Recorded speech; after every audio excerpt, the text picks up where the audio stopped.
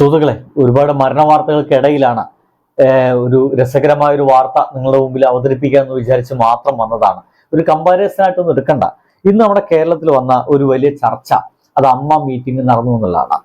ഒരുപക്ഷെ ഈ മരണ വാർത്തകളൊന്നും ഇല്ലെങ്കിൽ ഈ അമ്മ മീറ്റിംഗ് ആയിരിക്കും നമ്മുടെ കേരളത്തിൽ ഒരു വലിയ വാർത്തയായിട്ട് നമ്മൾ മുൻപിലിട്ട് വെക്കുന്നുണ്ടായിരിക്കുക. എന്തായാലും ആ വാർത്ത എങ്ങനെയാണ്?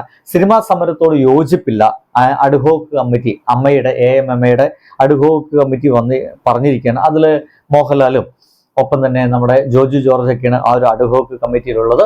അവരൊക്കെ വന്ന് തീരുമാനമെടുത്തത് ഇനി വരാൻ പോകുന്ന സിനിമ സമരം വരുന്നുണ്ട്, തിയേറ്ററിൽ ഒരു സിനിമയും കാണിപ്പിക്കില്ല എന്നാണ് ഇപ്പോൾ സിനിമാക്കാരുടെ ഈ നിർമ്മാണ സംഘടനകളൊക്കെ പറയുന്നത്. അവർക്കും കാര്യങ്ങളൊക്കെ അവർക്ക് വൃത്തിയായിട്ട് മുന്നോട്ട് വെക്കാനുണ്ട്. ഒന്നാമത്തെ പറയുന്നത്, സിനിമയ്ക്ക് വളരെയധികം ചെലവ് കയറിയിരിക്കുന്നു, നടന്മാർക്ക് വലിയ ചെലവാണ്, അവർക്ക് ഒരുപാട് പണം അവർക്ക് പൈസയായിട്ട് ശമ്പളമായിട്ട് തന്നെ കൊടുക്കേണ്ടി വരുന്നു. അത് ഒരുപാട് വലിയ തുകയാണ്, കോടികളാണ് വാങ്ങിക്കുന്ന ആളുകൾ. അത് കുറച്ചു കഴിഞ്ഞാൽ തന്നെ അവർക്ക് കൊടുക്കുന്ന കോടികൾ ഉണ്ടെങ്കിൽ തന്നെ ഒരു സിനിമ വളരെ ഭംഗിയായിട്ട് ഇറക്കാമെന്ന് പറയുന്നത് ശരിയാണ്. അത് മോഹൻലായാലും മമ്മൂട്ടി ആയാലും സിനിമാ മേഖല മറ്റുള്ള ആളായാലും ലക്ഷങ്ങൾ വാങ്ങിച്ചു കൂട്ടുണ്ട്. ഈ വാങ്ങിച്ചു കൂട്ടുന്ന തുക ഒന്ന് കുറച്ചു കഴിഞ്ഞാൽ ഈ സിനിമ ഭംഗിയായിട്ട് ഇറക്കാൻ സാധിക്കുകയും ഒപ്പം തന്നെ ഈ നിർമ്മാതാക്കള് ഈ പിച്ചച്ചട്ടി എടുത്തിട്ട് നടക്കേണ്ട ഗതികേട് ഒന്ന് കുറയുന്നൊക്കെ പറയുന്നത്. ഇതിനിടയ്ക്ക് വളരെ പോസിറ്റീവായിട്ടുള്ള വാർത്ത വന്നത് ആമിർ ഖാന്റെ ഒരു വാക്കുകളാണ്. ഞാൻ ജോലി ചെയ്യുന്ന സിനിമകൾക്ക് ശമ്പളം നിരക്കില്ല, സിനിമ വിജയിച്ചാൽ മാത്രം പ്രതിഫലം തന്നാൽ മതി. ഇതാണ് നമ്മുടെ ആമിർ ഖാൻ പറയുന്നത്.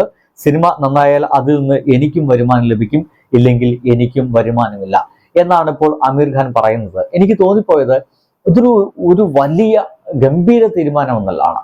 നമ്മുടെ മലയാളത്തിലെ പ്രമുഖരായിട്ടുള്ള, ഇതുവരെ സമ്പാദിച്ചു കൂട്ടി അതിന് മേലെ കിടന്നുറങ്ങുന്ന എല്ലാ പ്രമുഖ നടന്മാരും ഇങ്ങനത്തെ ചില തീരുമാനങ്ങൾ എടുക്കേണ്ടിയിരിക്കുന്നു. ഏറ്റവും മെയിൻ നടന്മാർ തന്നെ ഇത്തരത്തിലുള്ള തീരുമാനം എടുത്തു കഴിഞ്ഞാൽ ഒരു വലിയ ആശ്വാസമായിരിക്കും. അറ്റ്ലീസ്റ്റ് അവർ ഇപ്പോൾ വാങ്ങിക്കുന്ന തുകയിൽ നിന്ന് ഒരു പകുതി കുറച്ച് കിട്ടിയാൽ തന്നെ നിർമ്മാതാക്കൾക്ക് വലിയ ആശ്വാസമായിരിക്കും. കോടികൾ വാങ്ങിക്കുന്നുണ്ട്, ആ കോടിയിൽ നിന്ന് ഒരു 50 കുറഞ്ഞു കഴിഞ്ഞാൽ അതൊരു വലിയ ആശ്വാസം തന്നെയാണ് നിർമ്മാതാക്കൾക്ക്. അത്തരത്തിലുള്ളൊരു ചർച്ചകളിലേക്ക് നമ്മുടെ മലയാളത്തിലെയും നടന്മാർ, അത് മമ്മൂട്ടി ആയാലും മോഹൻലാലായാലും എത്തുമെന്നൊക്കെ പറയുന്നുണ്ട്. ഏതുവരെയാണ് അതുവരെ ചർച്ച എത്തുക, എത്ര ശതമാനം വെച്ചിട്ടാണ് ഇവർ ശമ്പളം കുറയ്ക്കുക എന്നൊന്നും പിടുത്തമില്ല. പക്ഷെ അങ്ങനെ ഒരു തീരുമാനം നമ്മുടെ മലയാളത്തിലൂടെ എടുക്കുകയാണെങ്കിൽ ഈ നിർമ്മാതാക്കളുടെ ഈ ഒരു കഷ്ടകാലം ഏറെക്കുറൊക്കെ മാറി കിട്ടില്ല എന്നുള്ള തോന്നലുണ്ടാവുന്നു. അത് എൻ്റെ പ്രിയ സുഹൃത്തുക്കളോടൊന്ന് പങ്കുവെച്ചാണ്. നിങ്ങൾ എന്താണ് അതിനെപ്പറ്റി ആലോചിക്കുന്നെങ്കിൽ ഒന്ന് എഴുതാൻ ശ്രമിക്കുക. നിങ്ങളുടെ അഭിപ്രായം എന്താണ്?